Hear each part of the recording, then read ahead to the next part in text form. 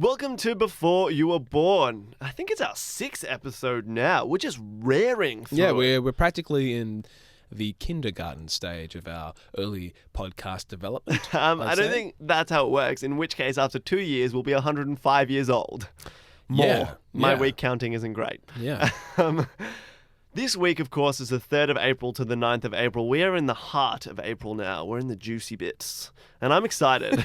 The juicy bits of April. Now, if you've missed an episode, SoundCloud and iTunes Before You're Born, even tune in Before You're Born. And, of course, on Facebook, Harry and Nash. Just type it in. You'll see our beautiful faces. Hear all the episodes. See the cool things. That is correct. It's a big, big week in history. It is.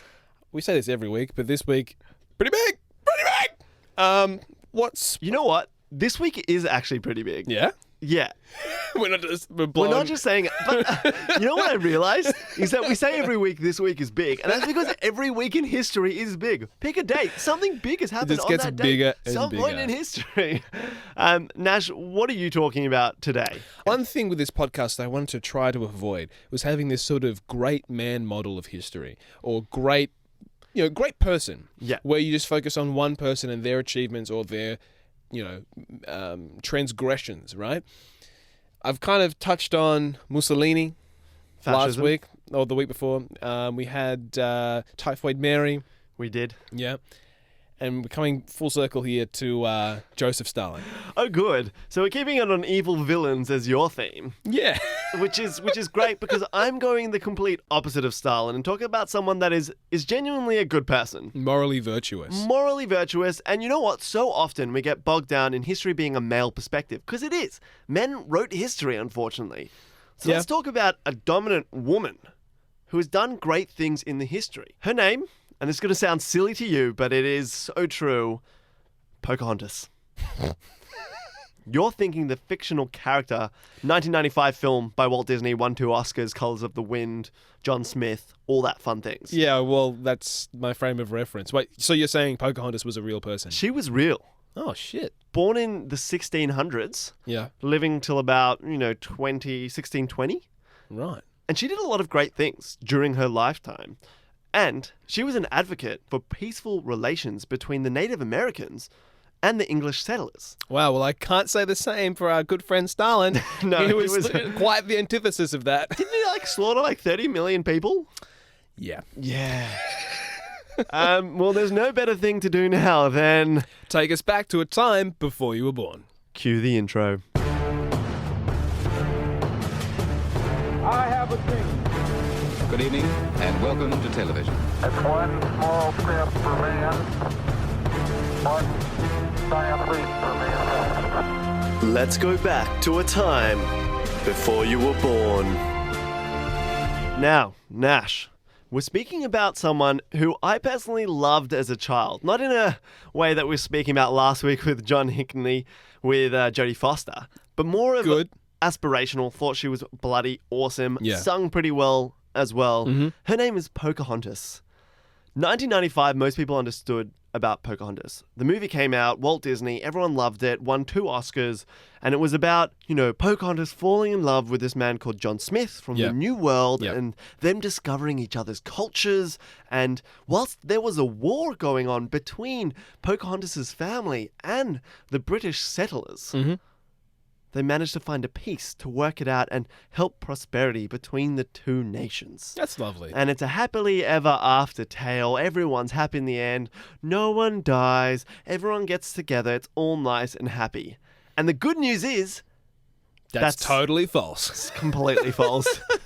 Now, we're going to go into this a bit later, Okay. how false Disney is. But let's start with Pocahontas. Can I just say really quickly with the movie? That was the first movie I ever went to. Really? In the cinema? Yeah, I You would've been remember. really young. I remember being very upset because I was 2. I was about 2.5. I actually remember. I remember being That's very really impressive. upset that we were going to miss the movie. My mum was like, no. She assured me that they would wait for us to arrive. I was like, wow, we must be really important. Did they wait for you? They did. That's But also, they impressive. also waited for everybody else who had a ticket for the 9:30 session too. But I also remember real quick as well that I lost interest in it real quick, and I started running around the cinema. You were 2 years old. I was 2 years old. I was, Probably a bit premature for movies. yeah, I started running around playing with the chairs, and like my mum just picked me up, and just carried me over her shoulder and walked straight out to the car. And I was screaming the whole way. And you know what? Here's the thing. In 1995 in Canberra, there's not too many mixed race families, right? So here's my white mum carrying this black baby screaming, "Take me back! Take me back! I want to go! No! And she was just Not the best mortified. look. No. Yeah. Not So great. funny because my first memory of a movie is also a Disney movie, The Little Mermaid. I cried for about 2 hours after watching that film. It It's was horrific, man. distressing. Yeah. We're Anyway, going to find out why it was so distressing a bit later. let's talk about the real Pocahontas. Let's talk about the real lady. Let's head back to 1600, 1607 to be precise. Sure. Okay. To the real Pocahontas. I'm Right. talking the real fleshy human Pocahontas, not this animation 2D stuff. So the live action Pocahontas. The live action. So you know how Disney's making live action films? Yeah. This is the live action, except it happened about 400 years ago. Okay. So 1907, Powhatan Indians, right? They're living in their community near Jamestown, Virginia. Okay. What's interesting, 1607 Yeah. is the year that British colonies start settling in America. Oh, really? So Columbus, of course, discovered America in 1492. Yeah, big whoop, no one cares. 1607 is where it started. And it started in Jamestown, Virginia, right next to okay. the Powhatan community. Right. Okay. So, of course, if you've never met someone from Britain before, you'd be shocked. When I meet British people, I'm still shocked. Mm. All I want is tea and scones. Yeah, their teeth are weird. Forget all those stereotypes, right? So this man named John Smith, he's kind of exploring his surrounding area of Jamestown, and he Yeah. stumbles across the Powhatan community. Right. Okay. This is 1607. Pocahontas at the time, she's 11 or 12. She's young. Oh no, this is sounding a lot like our story from last week. Yeah, 14-year-old Jodie Foster. Mm. But it does get better. Okay. The chief of the Powhatan community, of course, is Pocahontas' father, Right. Powhatan. Okay. So he's the chief, and he captures John Smith, who is just doing this expedition around the surrounding areas, and he captures him, and he Yeah. goes, "Who are you? What are you doing? I'm going to kill you." Right. So he gets his head in between two rocks. This is the myth. What actually happens and where it happens it's controversial. No one's really sure. So it's like one of these Washington chopping down the cherry tree, Yeah. Newton having the apple fall on his It's head. a bit sort of moments. creative. It's mythologized. Yeah. Okay. So this John is Smith do is- or die moment for John Smith. Yeah, he's about to be killed by the chief of the Powhatan community, Powhatan. Yep. Pocahontas, 11-year-old Pocahontas. She jumps in front of John Smith and she goes, "Dad, don't do it. Let him live. Let him be free. We can work with these peoples. It's chill, Dad. I'm only 11, but I know it's all going to be okay." Okay. So Powhatan, he's like, "Ugh, I don't want to do this, but you're my little girl. You're my angel. I'm not going to kill him. Okay. It's okay. Okay. He can live." So John Smith goes back and he tells his community about the Powhatan community, and then the British and the Powhatans, they start having quite a nice relationship. So over the next couple Okay. of years, Relative to other colonial powers and yeah, it is indigenous actually relations it is that we know actually- about. Yeah. It is actually really pleasant compared to what Okay. it could be. Okay. So over the next couple of years, there's not much written on it, but basically what is known is that Right. Pocahontas, besides from saving John Smith's life, she now Right. has a lovely connection with John Smith. No relationship as portrayed in the movie, nothing like that. So it's a platonic relationship. It's very platonic, and she gives food to the Jamestown community because, of course, they're new here. They don't really know how to get food, Yeah. how to, get their agriculture up and running. So Yeah. she's helping to survive. So Okay, over the couple of okay. years, she is doing this off her own accord, but also as a messenger for the Powhatan community, trying to say, "Hey, let's have good relations. Let's make this work." So she's really like the first diplomat. She's a boss. She's literally saying, "Let me help save people I don't even know so that everyone can live peacefully because we love peace." She even goes as far as to help some prisoners be released from Jamestown. That is how good she is. She's just a useful She's human one of being. these bleeding heart liberals. They want to get all the criminals back on the streets. Sounds like a problem to me, Harry. No, this she's- can't last. Surely this can't last. Well, it can. Oh, really? And it does for, 6 years or so. Right. Wow. The issue is, British, they're not so good at the colonization thing.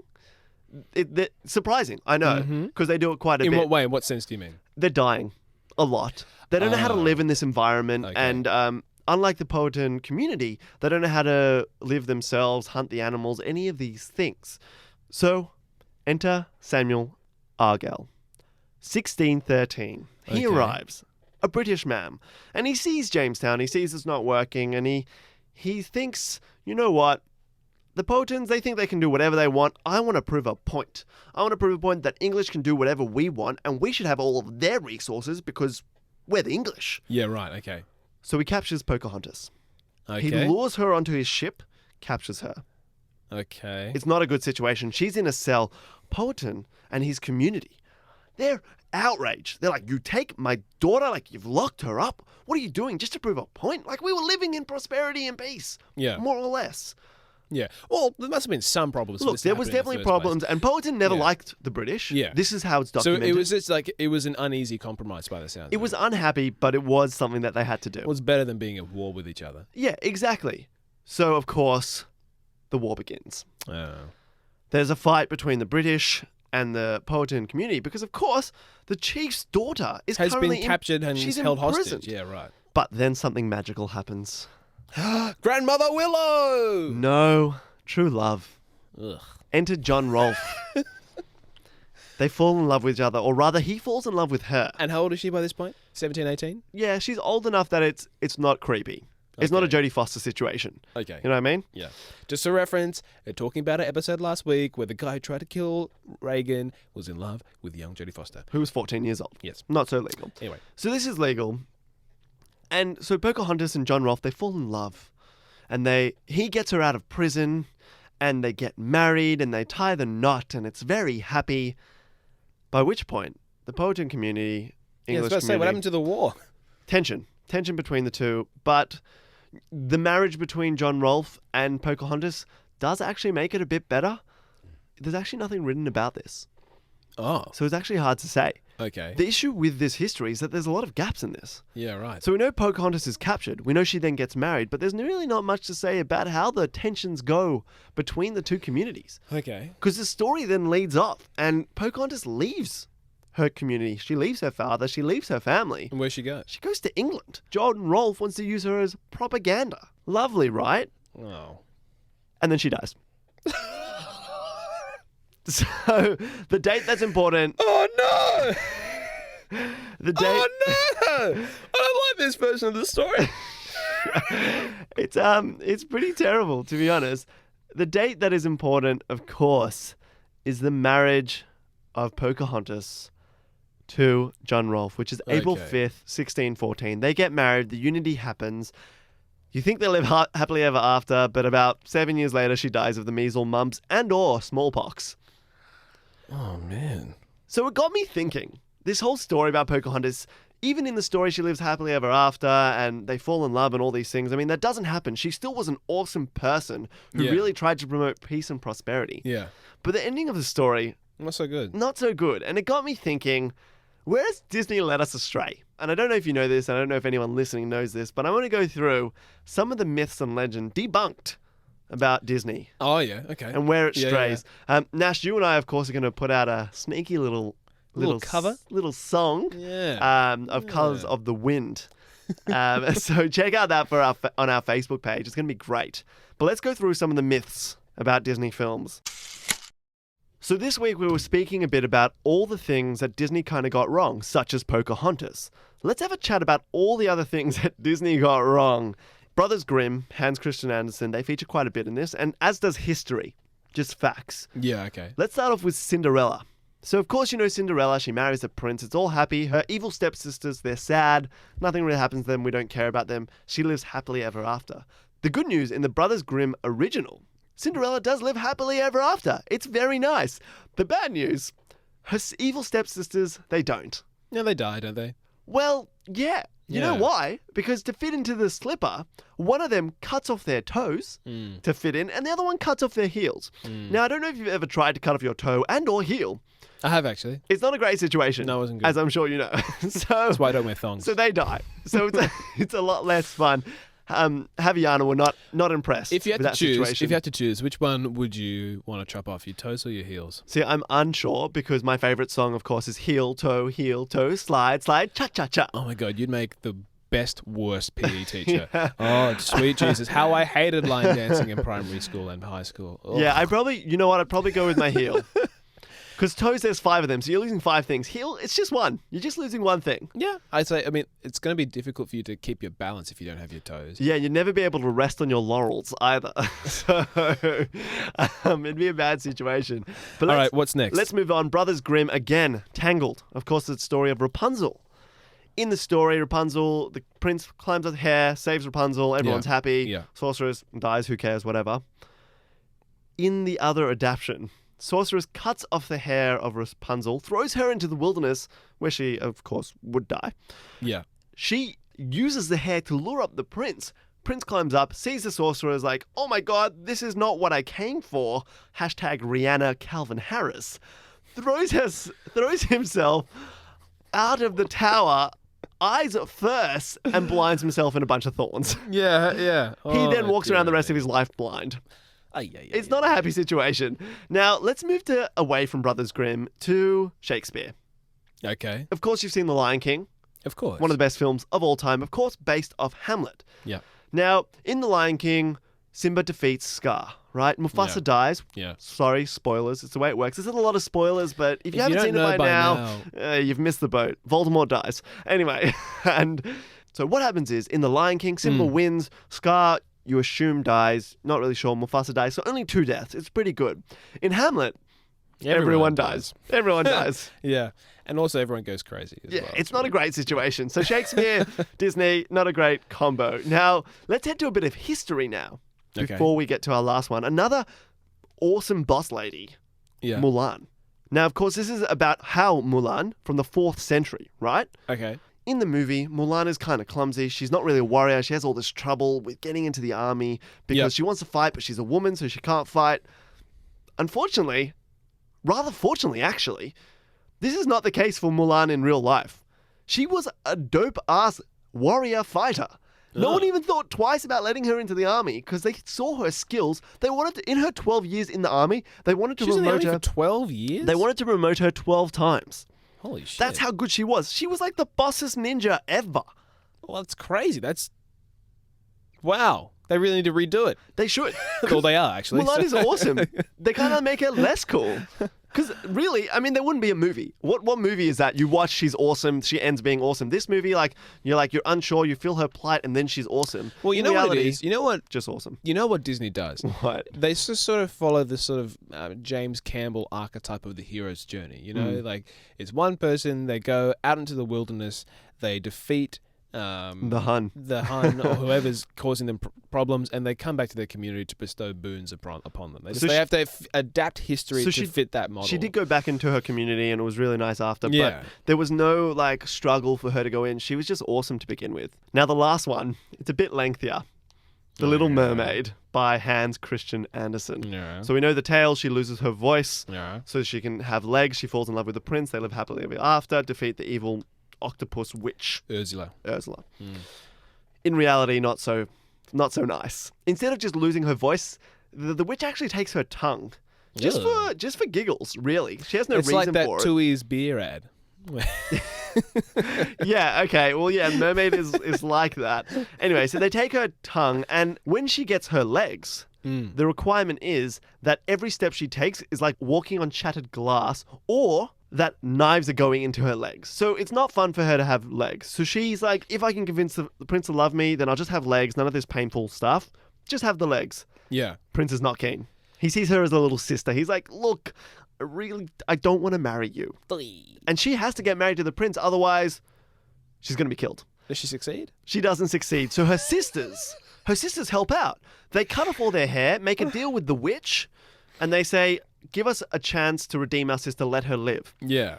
So the witch gives them a dagger, and she says, tell the Little Mermaid to kill the prince. If she kills the prince, she can go be a mermaid now. Yeah. It's fine. Yeah. The Little Mermaid, she tries to kill the prince. She can't. So she knows she's going to die. She's about to stab him. She turns the knife on herself. She doesn't. She jumps off, ready to turn into the foam of the sea. Plot twist, and sorry for the spoilers, she actually then ascends into the heavens and becomes a daughter of the air. What? She's still dead, but now she's an eternal being that after 300 years will get to go into heaven. Whoa. Yeah. So Disney got it a bit wrong. there was no happy ending. A lot of these don't have happy endings, except Cinderella, pretty much, and Mulan. The rest of them are pretty dark and sad. Like, they're pretty awful. Well, you know what? I think it's about time that we bring back these stories. I mean, all their gross brutality. I agree. Because you know what? Life isn't nice. Life isn't a bloody Broadway musical. It's not like The Lion King. Animals don't sing and dance. They eat each other. Okay? 100%. All right? It's not it is the circle of life. Yeah. You know? Nash, I reckon what we do, as we were saying before, let's do a cover of how these should have ended. A compilation of different Disney songs and movies. Well, that's a lot of work. That's a lot of work. Maybe just one song. Just the one. Just the one song, talking about how these fairy tales should have actually ended in reality. Yeah, let's make it like historically accurate. It's True going to to be the good. originals. It's going to be good. I'm glad we learned a bit about Pocahontas. She was an awesome human being and definitely someone that we should revel in her awesomeness. I agree. All right, enough of these nice things. Let's turn to someone that's a bit less nice. Stalin. Yeah. It's pretty bad. Probably the nicest representation he's ever had is a bit less nice. I would say he's one of the worst dictators ever. He's right up there. Yeah, all right. He's right up there. We'll be right back right after this. Welcome back to Before You Were Born. Now, Nash, what do you have in store for us? Well, Harry, I'm trying to condense a good, let's say, 400 years of Russian history into 10 minutes. So That is hard. it's going to be a massive undertaking. Yeah. But, okay, this week I'm looking at the rise to power of Joseph Stalin, because he became the General Secretary of the Communist Party on April 3rd of 1922. That's in our week. That's good news. Good news. What's it good news? We'll find out. Probably not. So I was looking at this behemoth. If you know anything about Russian history, just a little bit, you know that it's sad and it's incredibly, incredibly complicated, right? Yeah. So I was like, how do I tell this story of Joseph Stalin coming to power? Which actually, you know what? To me, it's actually not as interesting as the stories that permitted him to actually come to power in the first place. Okay. So what do I mean by tell me that? a bit. What do I mean by that? So, Harry, why are human beings, why are we the dominant species on the planet? Because we have opposable thumbs and free thought. Free thought. Okay, because the opposable thumbs thing isn't such a big deal. I mean, apes have that as well, right? And they're awesome. They're awesome, but free thought. But the thought to do what? That we are particularly good at thinking about what in certain ways. You're leading me here, but I have no idea. You're going to How tell we me. relate to other people. That's what I Social was gonna intelligence say. is humanity's superpower. Thank you, Hunter Mutz, for... You really think as a social worker I would know that? Yeah, what the hell, man? Yeah, okay, anyway, continue. So... Social Social relations. intelligence is humanity's superpower, right? Yeah. And our ability to story things, right? To collectively create and convince ourselves of narratives, of stories, so that we can organize and achieve great things. Sounds good to So me. the story of a nation state, the story of human rights, the story of money, these things aren't objectively real, the value that we place on them. It's just that we all tacitly agree that they're important, right? Yeah. You know what I mean? These are stories. So what were the stories that allowed Stalin to become the Stalin that we know, right? I assume that it involves killing and poverty. Yeah, well, there's a lot of competing stories here. There's a lot of blood in these stories, right? Yeah. It runs thick with blood. So let me take you back, right? The late 1800s, early 1900s in Russia, right? Yeah. This is the winter of imperialist Russia, Okay, Lenin is big at the moment because, of course, he gets exiled. Well, Lenin, he's sort of just like this rogue actor, right? He's already been exiled to Switzerland. But Yeah. this isn't what I want to get to just yet. Okay, So sorry. 1905, January 22nd. It's a Sunday. I'm so glad. Sunday, Bloody Sunday, right? So this was when there was actually this massive protest in St. Petersburg, a peaceful protest led by a priest, and all these protesters got mowed down, right, by the Tsar's imperial forces. Not cool. No. I mean, it's a priest. Well, yeah. You know, well, not every priest is innocent, but but this guy was pretty holy, right? My, okay. But look, here's what I'm talking about, competing stories. Yeah, okay. Here's one of imperialism, one of feudalism, of old times, that the Tsar, the emperor of the Russian Empire, that everyone should respect him, right? But then you have this opposing story of industrialism and capitalism, where the lower classes are being oppressed and they've had enough. They butt heads. But this is really the time where I guess, the feudalist system is really coming to a downfall. Well, yeah, so the emancipation of the serfs happened from Alexander II back in the late 1800s, but there's still this sort of class divide, right? And the story is going on in the lower classes, the proletariat, that they want, that's enough. It's not just, okay? Yeah. So there's these tensions. So essentially this Sunday Bloody Sunday justifies some of the political and radical leanings of people like Lenin and the Marxists, right? Yeah. Some of whom were exiled, like Stalin. I mean, what easy way to get rid of your problem, but then send them to another country? Well, yeah, but also but by the fact that they were exiled and that they all got together and started thinking the same way, right? Their political ideologies were sort of validated and they became authorities in their own right because of this Sunday Bloody Sunday revolution, right? It's literally an idiot's Or attempted guide revolution. of how to make a martyr. That's essentially what they're doing here. We'll exile you, therefore you become a martyr. Great. Well, yeah, we'll put you all together with all these other like radicals, okay? So suddenly, Stalin, who at this point is in his early 20s, he's been exiled to Siberia. His sort of political leanings, his Marxist readings of the world, but kind of becoming justified, right? So Marxism, this is another one of these big stories, right? The idea that there should be a proliferation of wealth across a society and a nice sort of equal utopian society, right? For those that don't know, Marxism by Karl Marx, of course, is essentially the Das socialist Kapital. ideal. Everyone equal, all levels, everyone has the same money, access to everything. Yeah. So it's like it's a critique on the the story of industrialist capitalism, which is oppressing people, right? Yeah, At this point in time. It's really come to rise in direct contrast. Hell yeah. So you've got that happen, okay? So people are upset with the Tsar. Fast forward, boom, 1917. The Tsar, Nicholas II, has already led Russia into the First World War. There's already all these tensions going on in Russia. People are upset, they're poor, they're disenfranchised. They kick the Tsar out of power. He's done. 300 years of Romanov dynasty, done. All over. So there's this power vacuum. There is going to be a preliminary government there, and it's sort of, they're sort of led by the Bolsheviks for a bit, but then they're like, nah, you know what? We're actually going to take over and make this a proper revolution. Lenin leads the Bolsheviks, who are all these Marxists, In 1917, right? of course, is when he comes back to Russia. Comes back from Finland, right, out from exile, comes back, takes over, and the Bolsheviks, the communists, are leading Russia. Wow. Rather the Soviet Union now. Between I've skipped a lot. Yeah, you have. But I'll come back to it. Between 1917 and 1934, a lot of dictators come to rise. Well, And we've yeah. explored, this is the second one that we're exploring. And dude, there's a lot of similarities as well here as well. Like Mussolini, Stalin, and our good friend Hitler, they all wrote for...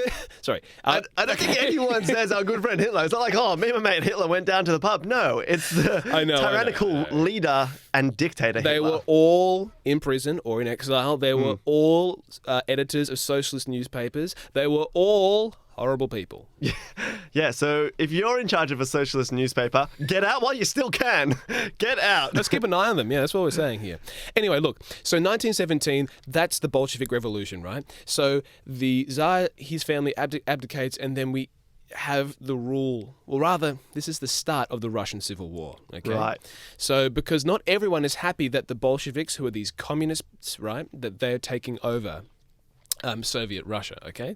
They're not happy. So this leads into a war that leads up until 1922, where finally the Bolsheviks consolidate their power. They crush the White Army resistance, and unequivocally, the Bolsheviks, the Communist Party, are leading Soviet Russia. So it took them about 5 years to do so after the Tsar lost the war and then got kicked out. Yeah. Now, 5 years later, But just think socialists about this are in for a charge. moment. How terrible is it to live in Russia in this time? Not only are you facing horrible losses on the Eastern Front during World War I, but you are at war internally within Russia. Yeah, look, it doesn't sound like the place. It's not like a holiday destination. You're like, come to Russia. No. You could be in the middle of a civil war and World War One. Dude, tens of millions of people died. Yeah, it's not a good start to the new century.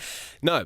So, but crucially, all through that time, from 1905 right up until 1922, Stalin is running things on the ground, okay? He's proving his salt as a military strategist, as someone who can get his hands dirty. He robs banks to fund the Bolsheviks, That's right? pretty boss. He did this one bank robbery that was worth around $3.5 million, right? This is to then be their leader. He is a baller, right? Just to clarify, though, Yeah. he's back from Siberia now. Well, he goes back and forth. He goes into exile a number of times, Okay. right? Okay. It's not like third time's the charm. You're no longer exiled. No. So he didn't actually have very much to do with the revolution itself around in the 1917. But post the revolution, during the Civil War, that's when he really came to prove his worth to Lenin. Right, and particularly during the Russian invasion of Georgia, which was actually where he was born, in Georgia, not in Russia as well. Okay. Can I just say quickly? Yeah. Let's go back to the bank robbery. Okay. He was a bank robber? Yeah. How did we just gloss over this? I'm sorry. He's like the premise for the Italian job. It's insane. Well, yeah. Well, Stalin, right? He along with robbing banks, he did these extortion rackets as well, where he would essentially command forces on the ground, and he actually proved himself to be this horribly ruthless dude who would get stuff done. He sounds like he should be the head of the KGB.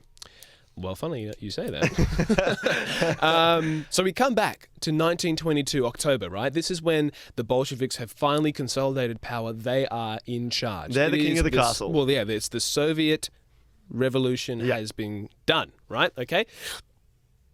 Lenin isn't doing too well.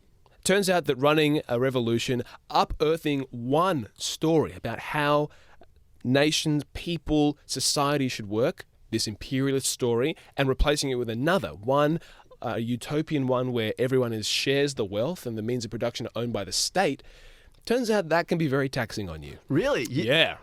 No way. Running your own regime can be taxing? Taxing. Who would have thought? So Lenin actually got shot in a failed assassination attempt back in 1919, right? Right. And during an operation in 1922, right, he suffers a stroke, okay?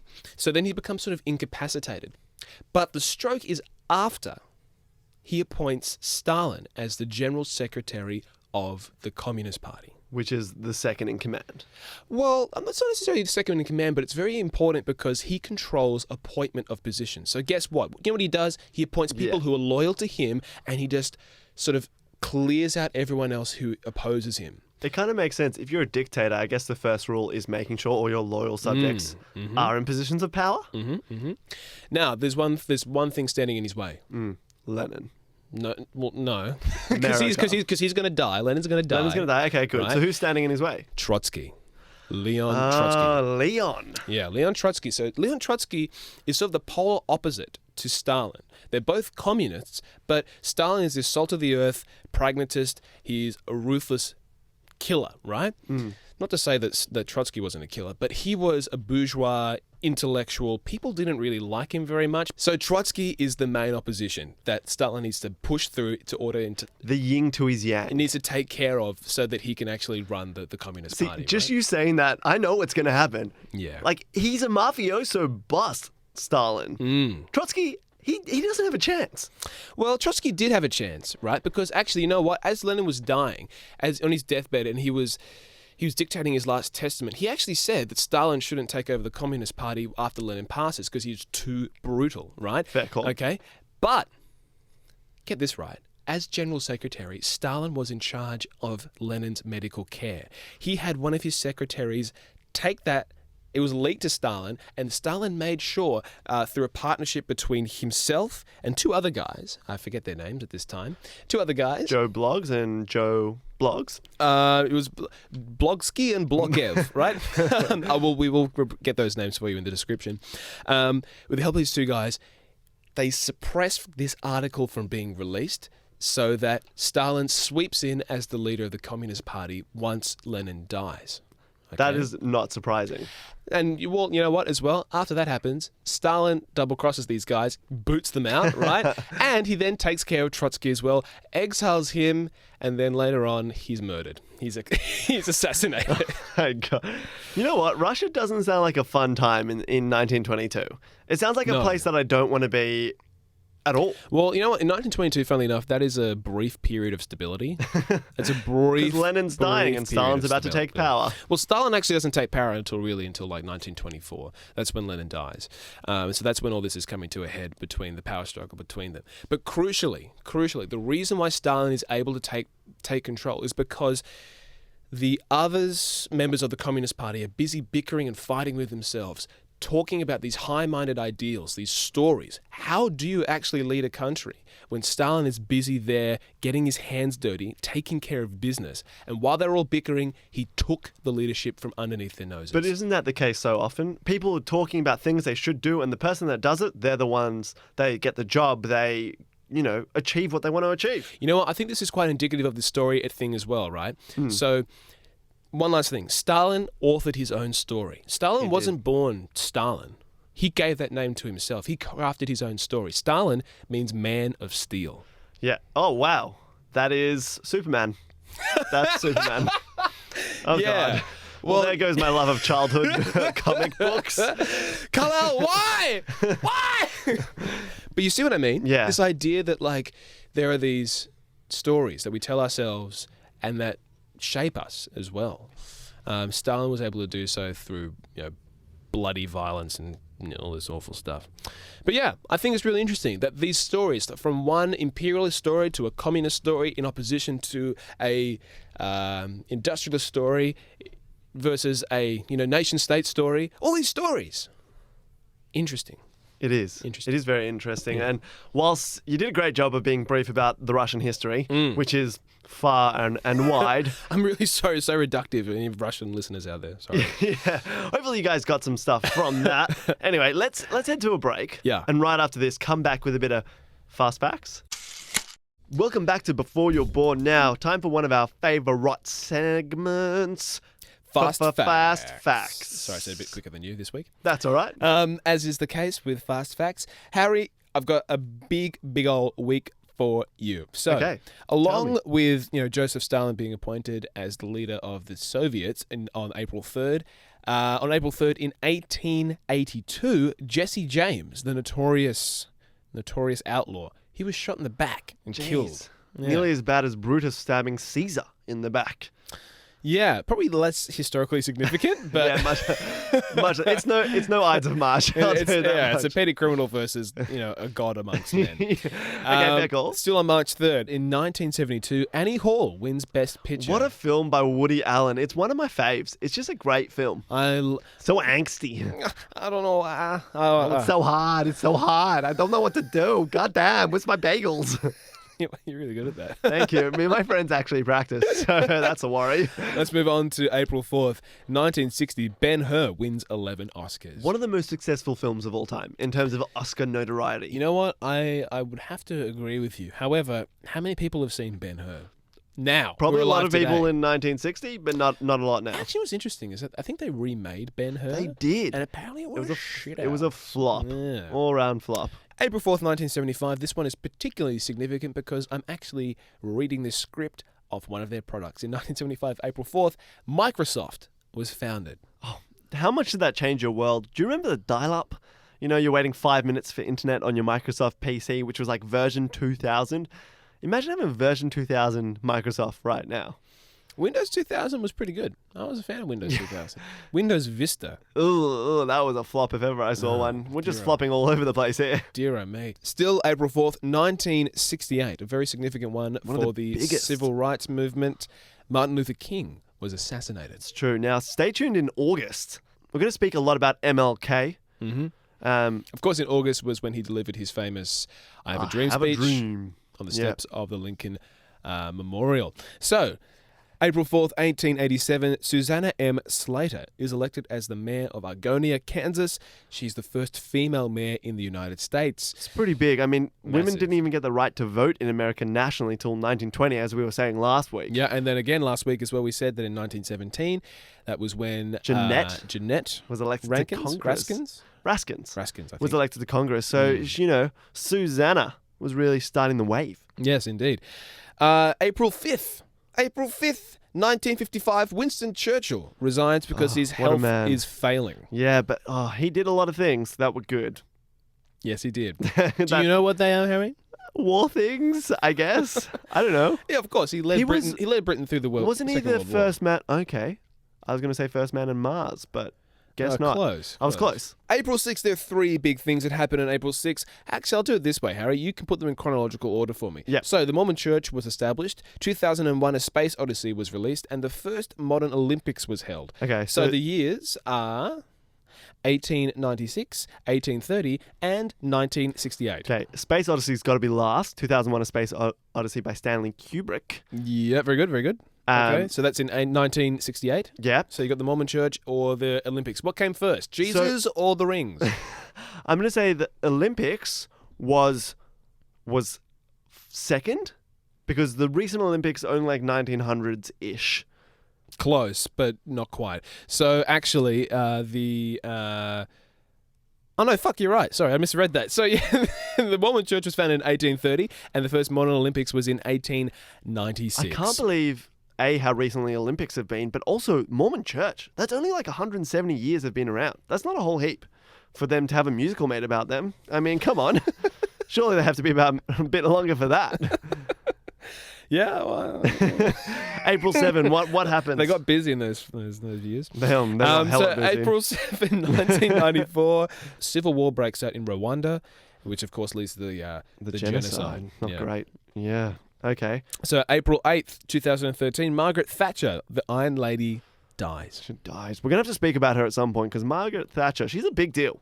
Oh yeah, hell She's a yeah. massive deal for England. England. Yeah, cool. Yeah. And of course, end of the week, April 9th. Yeah, on 2005, Charles and Camilla Parker Bowles, they get married. Less big of a deal compared to everything else that happened in this week. Yeah, well, Kind of somehow we managed to end up with gossip at the end. the least climactic. Look, that's a big week of fast facts, and we're going to try and get through all of those topics throughout the year, hopefully. Oh yeah, Hopefully. Fingers crossed. But Nash, it's been a huge week. We spoke about Stalin, spoke about Pocahontas, and about where Disney has gone wrong. We're, of course, going to have a hilarious video song that we're putting out, so check out that. I know it's going to be great. It's been a big week, the 3rd of April to the 9th of April. Next week, we'll be back with even more big news. From a time before you were born.